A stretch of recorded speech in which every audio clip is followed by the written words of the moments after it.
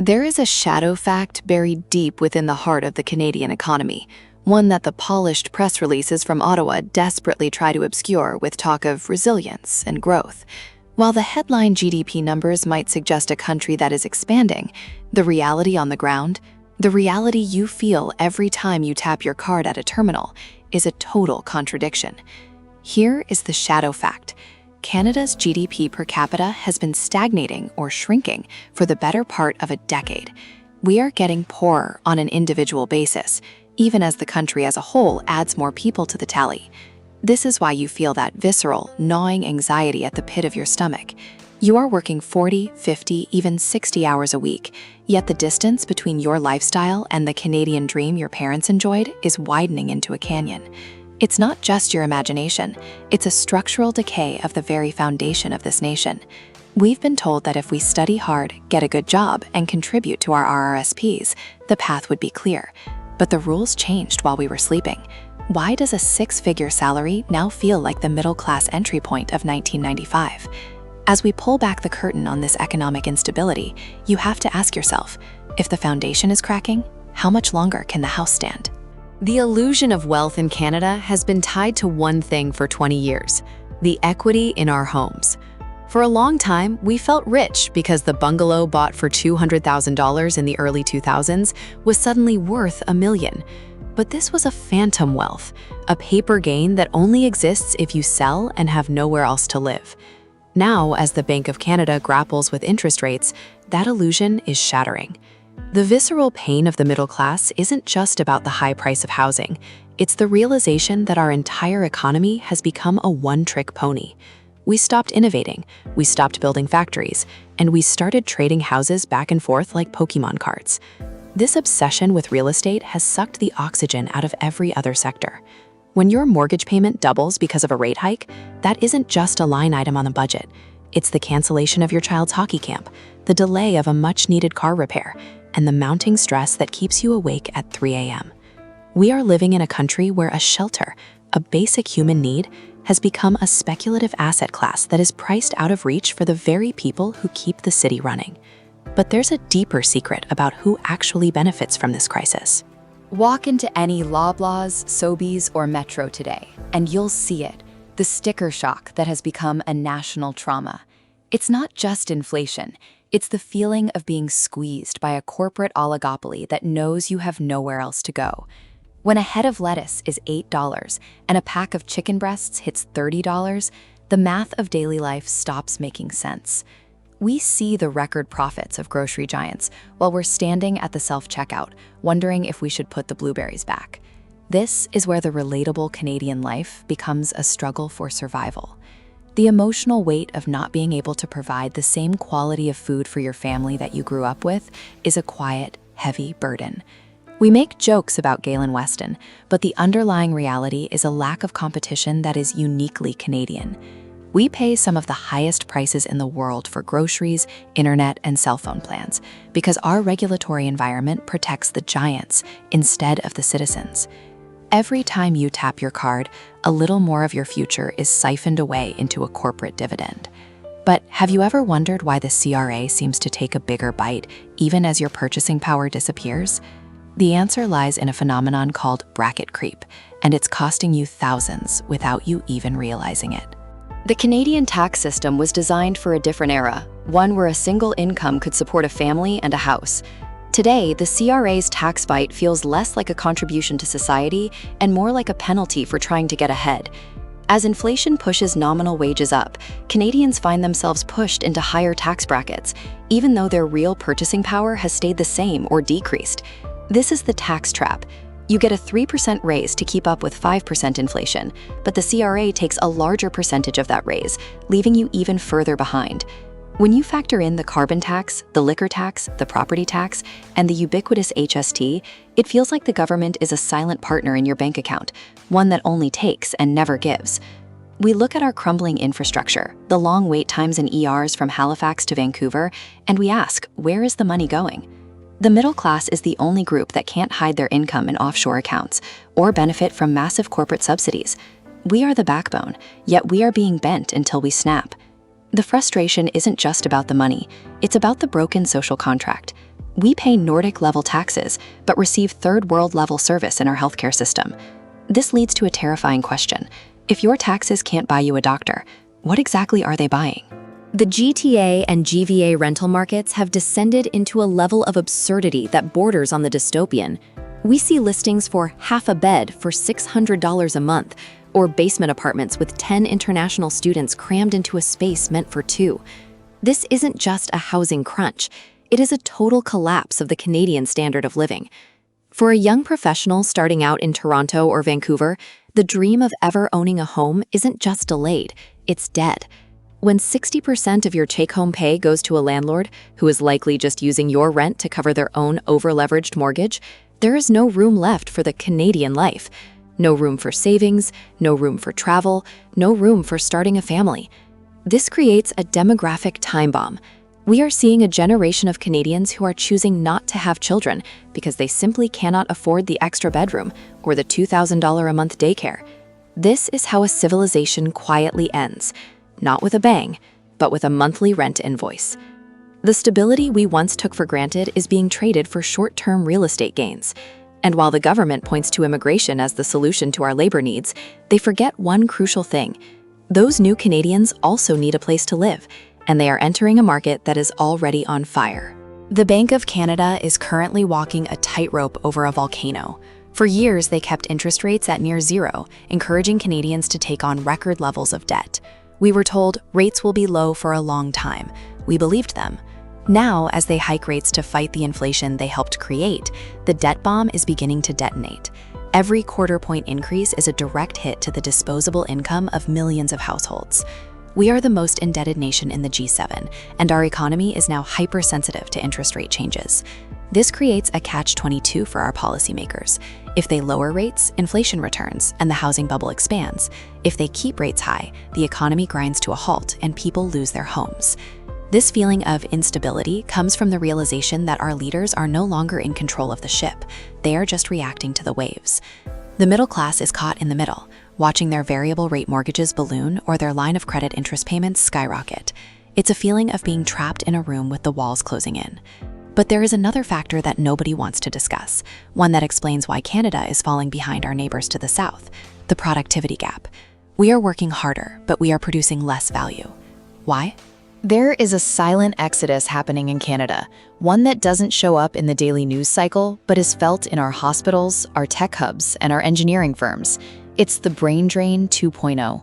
Our brightest minds, the doctors, the software developers, the researchers, are looking at the math of living in Canada, and they are leaving. Why stay in a city where a modest home costs $1.5 million when you can move to Texas or North Carolina, double your salary, and buy a mansion for half the price? Canada is becoming a training ground for the United States. We subsidize the education of our youth through our taxes, only to have them take those skills and that productivity to a country where they can actually build a future.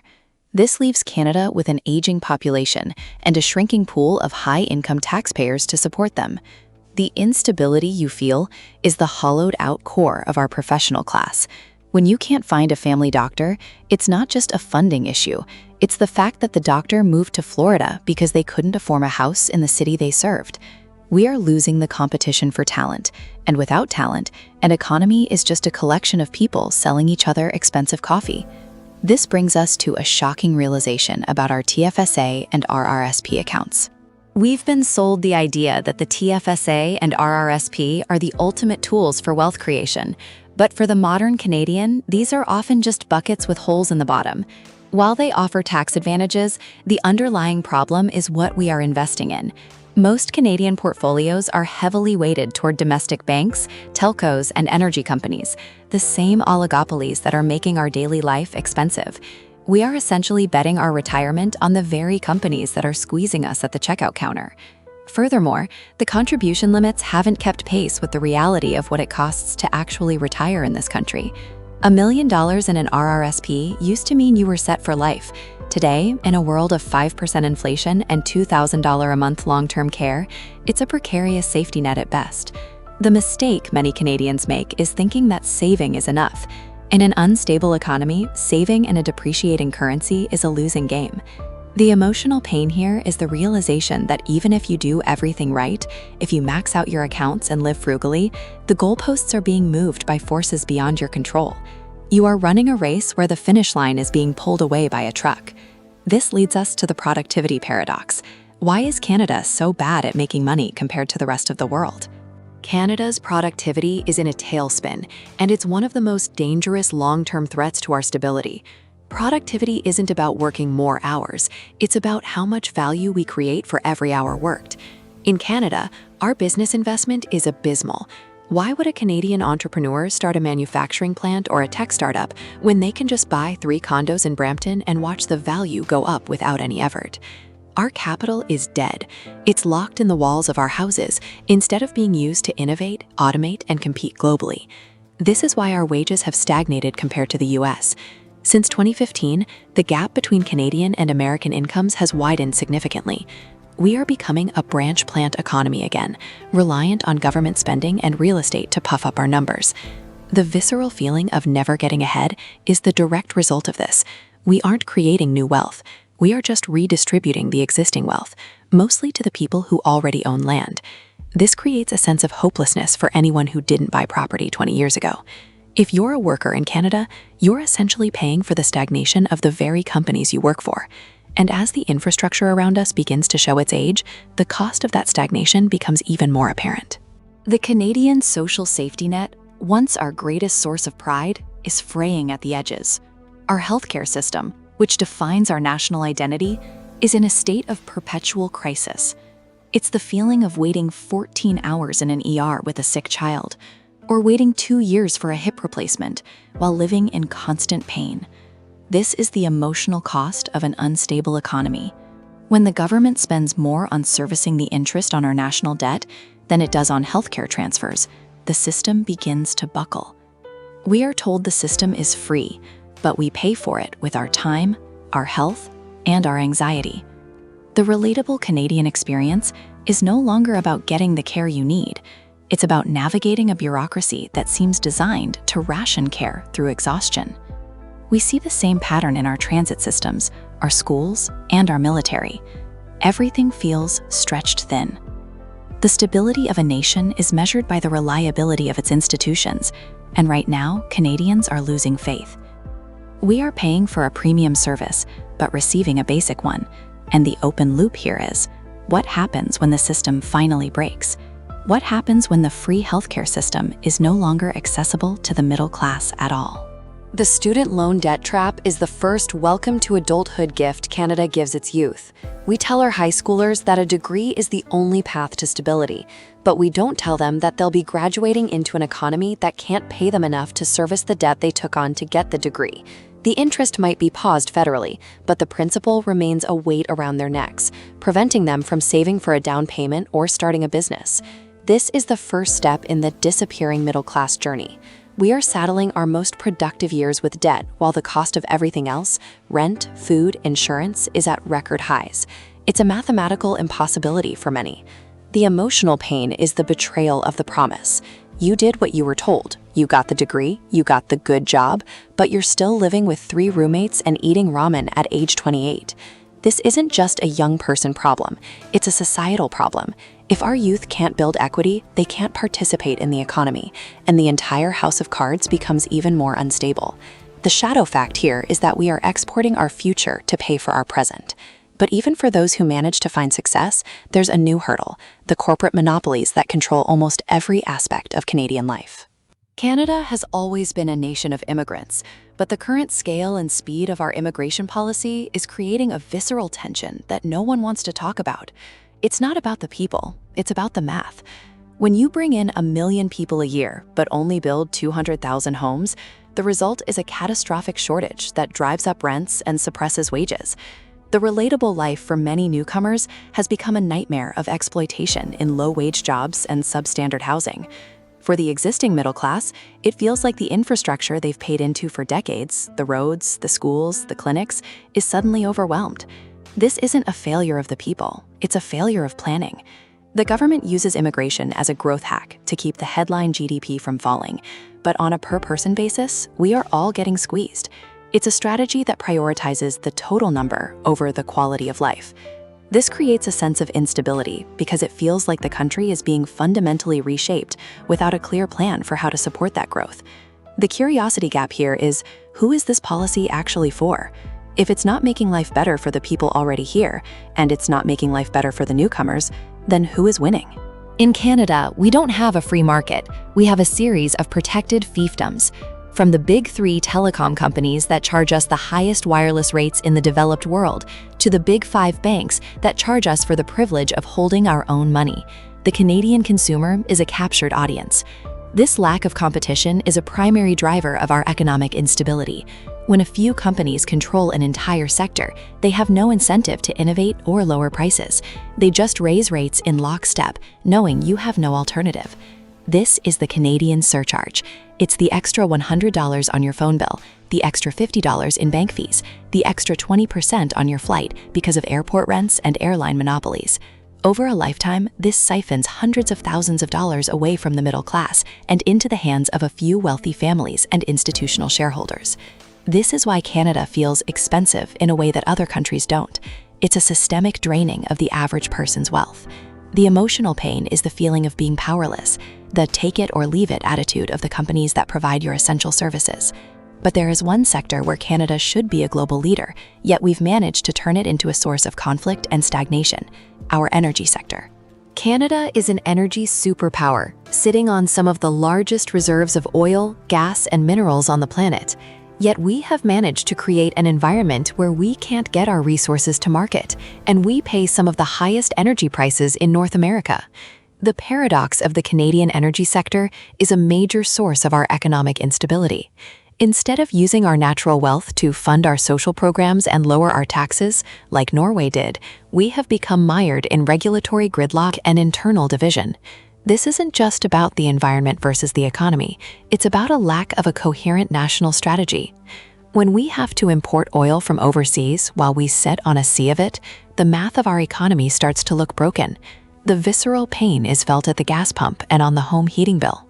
For many Canadians in the prairies, the energy sector was the last bastion of the middle class, providing high-paying jobs for people without university degrees. As that sector is throttled, that path to the middle class disappears, leaving a trail of ghost towns and broken dreams. We are a rich country acting like a poor one, and the cost of that identity crisis is being paid by the average taxpayer. The side hustle has been rebranded as a form of entrepreneurship and freedom, but for most Canadians, it's a mark of desperation. We are living in the age of the gig economy, not by choice, but by necessity. When your 9-to-5 job doesn't cover the rent in the GTA, you find yourself delivering skip the dishes or driving for Uber until 11 p.m. This is the relatable Canadian life that no one put in the brochure. It's the exhaustion of never being off the clock. This constant hustle is a symptom of an unstable economy where the primary job has lost its value. We are a nation of tired people. The emotional pain is the loss of leisure, the loss of family time, and the constant mental load of managing multiple streams of income just to stay level. The middle class used to mean stability. Now it means a precarious balancing act where one car repair or one sick day can send the whole thing crashing down. This instability isn't just financial. It's psychological. We are losing the quiet in the true north, strong and free. And as we look at the gap between the generations, the feeling of unfairness only grows.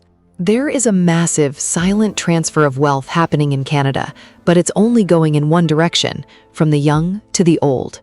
The intergenerational wealth gap has become a chasm. If you bought a house in the 80s or 90s, you are likely sitting on a multi-million-dollar asset that is tax-free upon sale. If you are entering the market today, you are essentially paying for the retirement of the previous generation through your astronomical mortgage or rent. This has created a two-tier Canada, those who are in the property market and those who are out. The out group is working just as hard, if not harder, but they will never achieve the same level of security. This creates a visceral sense of resentment and social instability. The bank of mom and dad has become the only way for young Canadians to buy a home, which means that social mobility is now tied to inheritance rather than merit. If your parents aren't homeowners, you are effectively locked out of the Canadian dream. This is a fundamental shift in our national character. We used to be a country where you could make it on your own. Now we are becoming a landed gentry society. But what happens when the bank of mom and dad runs out of money, or when the next generation can no longer support the system? The ghost of the 1970s is haunting the Canadian economy. We are seeing a return of stagflation, a toxic mix of stagnant growth and high inflation. For decades, we lived in a world where prices were stable and the future was predictable. That world is gone. The instability we feel today is the return of economic volatility. The Bank of Canada is trying to fight a 21st century problem with 20th century tools, and the results are messy. When the cost of everything from insurance to property taxes is rising at double-digit rates, the headline inflation number of 3 or 4% feels like a lie. This gaslighting of the Canadian public creates a deep-seated distrust in our institutions. We are told things are getting better, but our bank balances tell a different story. The emotional pain is the loss of a predictable future. We can no longer plan for 5 years out because we don't know what the dollar will be worth or what the interest rates will be. This volatility is the enemy of the middle class, which thrives on stability and long-term planning.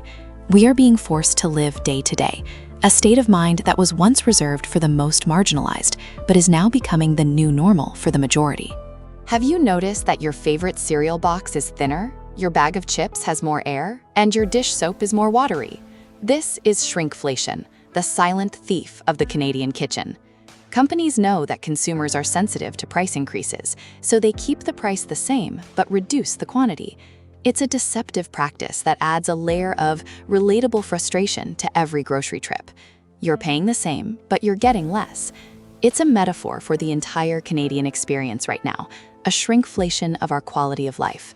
Our houses are smaller, our commutes are longer, our services are fewer, and our debt is higher. The visceral pain is the feeling of being tricked, of knowing that you are being squeezed from every possible angle. It's the realization that the standard of living we were promised is being quietly downgraded behind our backs. We are becoming a lesser Canada, a version of ourselves that is more expensive and less rewarding. This is why the economy doesn't just feel unstable, it feels unfair. And that sense of unfairness is a powerful force that can lead to social unrest. But there is one more place where the squeeze is most acute: the rental market abyss. The rental market in Canada has become an abyss that is swallowing the hopes of an entire generation.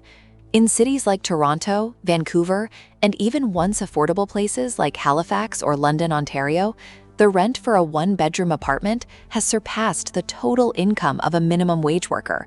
This is a math problem that has no solution. The relatable life for a renter in Canada is a constant state of housing precarity. It's the fear of a rent-eviction or a landlord's use of property notice that could throw you into a market where prices have doubled since you last signed a lease. This isn't just about affordability, it's about the loss of dignity. When people are forced to live in rooming houses or stay in toxic relationships because they can't afford to move out, the social fabric of the country begins to tear. The instability is the lack of a home base. A home is supposed to be a foundation, but for millions of Canadians, it's a source of constant stress and fear. This leads to a terrifying question. What happens to a society when its citizens no longer have a stake in the land they live on? When the dream of ownership is replaced by the reality of permanent rent servitude? The mental health cost of debt is the silent epidemic of the Canadian economy.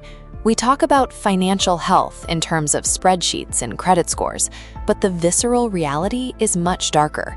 It's the debt-induced depression that comes from realizing you will be paying off your student loans and credit cards well into your 40s. It's the inflation anxiety that spikes every time you see a news report about the Bank of Canada. Debt is a heavy, invisible weight that alters how you see the world.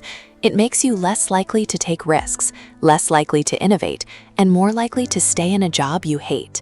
This fear-based economy is the opposite of a stable, thriving one.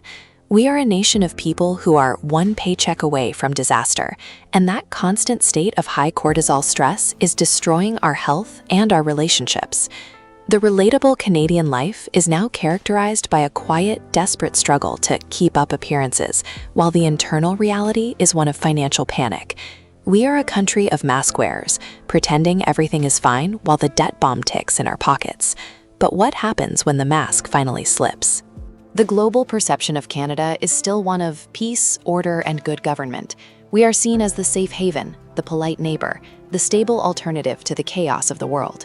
But for those of us living here, the reality versus perception gap is becoming impossible to ignore.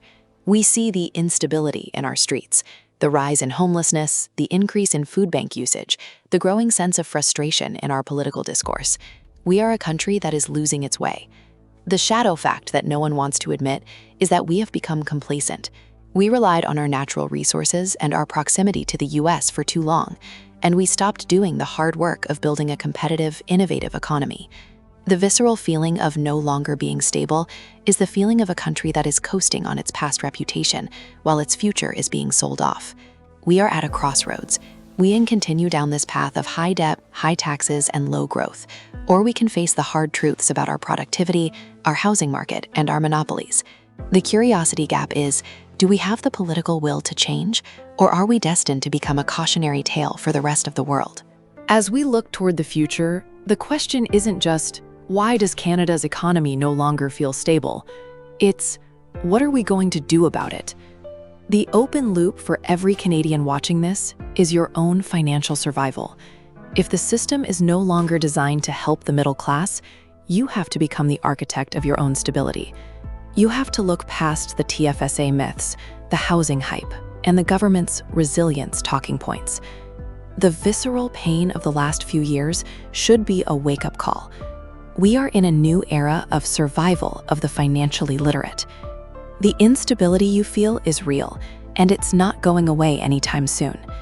But by understanding the shadow facts and the structural flaws of our economy, you can start to build a fortress around your own life. Whether it's diversifying your income, looking outside the Canadian market for growth, or simply demanding more from our leaders, the time for polite acceptance of our decline is over. The Canadian dream isn't dead yet, but it's on life support. And the only way to save it is to stop pretending that everything is fine. The question is, are you ready to see Canada for what it really is, or will you wait until the foundation completely